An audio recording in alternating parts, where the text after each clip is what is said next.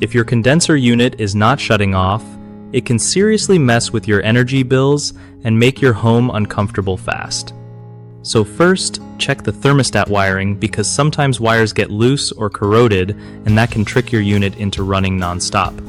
Next, replace any faulty thermostat you find, since a broken thermostat often causes the condenser to keep running.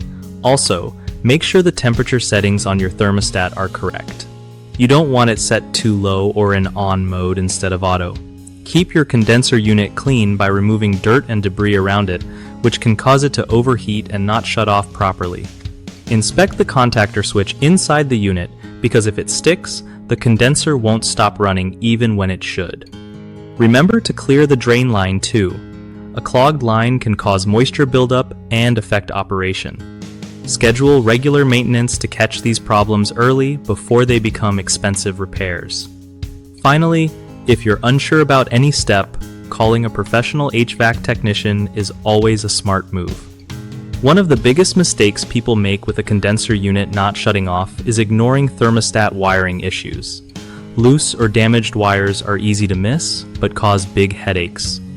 Fix that by carefully inspecting and tightening or replacing wires.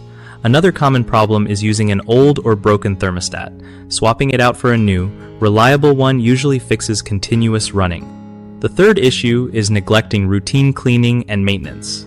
Dirt, debris, and stuck parts in the condenser unit can prevent it from shutting off, so stay on top of cleaning and servicing. BigHomeProjects.com helps homeowners by connecting them with trusted local contractors who can fix HVAC problems like a condenser unit that won't shut off.